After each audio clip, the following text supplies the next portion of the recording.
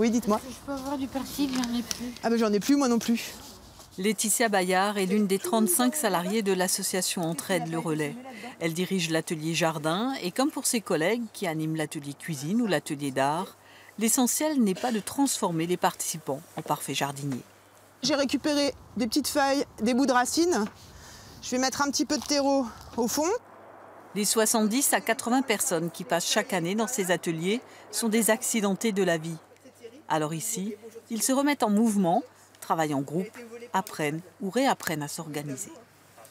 Ce que je vois, c'est que ça fait du bien, que les gens viennent, que les gens sont investis, que les gens ont du plaisir à voir les choses pousser, que après, les légumes ils sont partagés avec ceux qui travaillent à l'atelier cuisine, que voilà, ça crée tout un espèce de partage qui est valorisant pour les gens. Et voilà, pour moi, ça c'est suffisant pour dire que ça marche.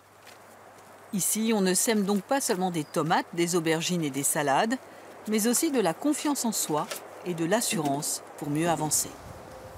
C'est bon ici, hein? Mais c'est pas pour vous, c'est pour les graines ici, hein?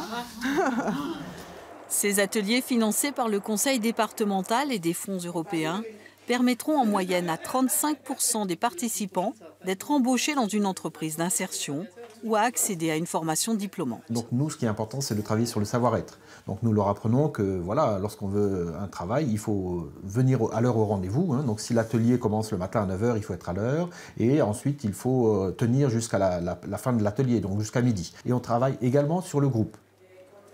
Au cœur de Strasbourg se trouve un autre site de l'association, l'accueil de jour, où des travailleurs sociaux aident des bénéficiaires dans leurs démarches administratives, de santé, de recherche d'emploi ou d'appartement. Sur les presque 1000 personnes accueillies l'année dernière, 350 personnes sont domiciliées à l'association, 200 sont suivies au quotidien par des travailleurs sociaux. Parmi ces personnes, Roger, qui occupe un des appartements de l'association 2 étages plus haut.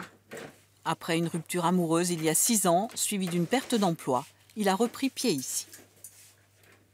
Ouais, moi, personnellement, j'aurais peut-être pas fait tout ce qu'ils me proposent de faire. Hein. Ah ouais, tout seul, je m'en serais pas occupé moi-même, quoi. Oui, c'est important de ce qu'ils font. Et là, j'ai repris un rythme normal, comme une personne normale, quoi.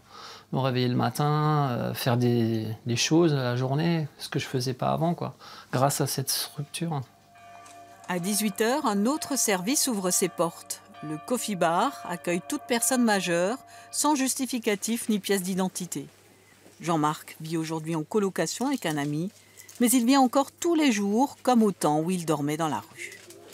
Bon, au début, oui, c'était un repère. Moi, tous les soirs, j'arrivais dans un endroit au chaud pour prendre un chocolat, un café, et après repartir dehors, quoi.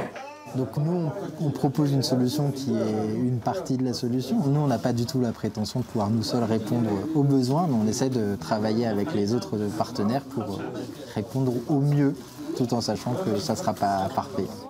Le Coffee Bar est à l'image des autres services de l'association Entraide Le Relais, un accueil inconditionnel, une aide tout au long de l'année, et cela depuis 40 ans.